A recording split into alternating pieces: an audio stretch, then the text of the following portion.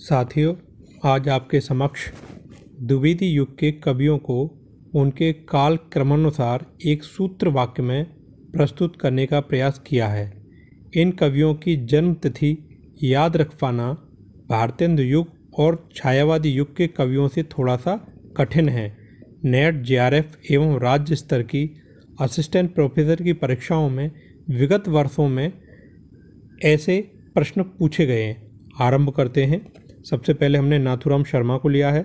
नाथूराम शर्मा, श्रीधर पाठक, महावीर प्रसाद द्विवेदी, हरिओद, जगन्नाथ दास रत्नाकर, राय देवी प्रसाद पूर्ण, रामचरित उपाध्याय, सत्यनारायण कविरत्न, गया प्रसाद शुक्ल, मैथिली शरण गुप्त, राम नरेश त्रिपाठी, गोपाल वियोगी हरि।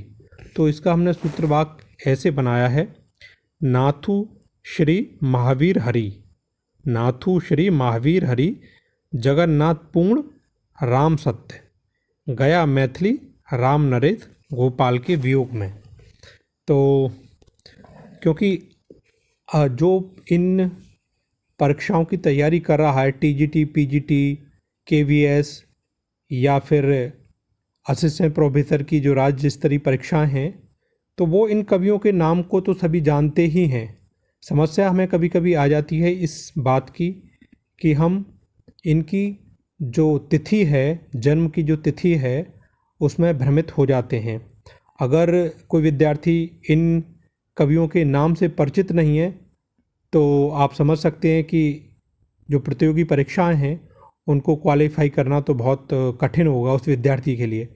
तो ये उनके लिए है जिनको इन कवियों के नाम तो याद हैं, लेकिन उनकी जो जन्म की तिथि है वो याद नहीं है या उसमें भ्रम की स्थिति हो जाती है, क्योंकि ये द्विवेदी युग के सारे द्विवेदी युग के कवि हैं।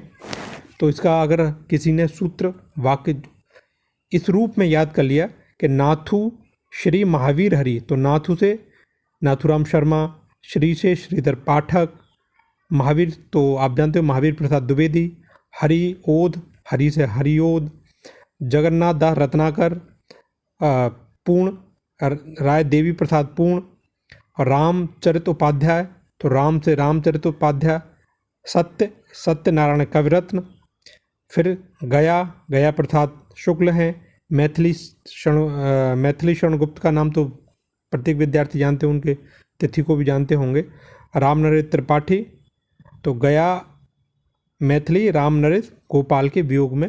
अगर आपने ऐसे याद कर लिया तो मुझे पूर्ण विश्वास है कि द्विवेदी युग के कवियों से संबंधित अगर कोई प्रश्न आएगा तो आप अवश्य ही उसको सही करके आएंगे। नमस्कार, जय हिंद, जय भारत।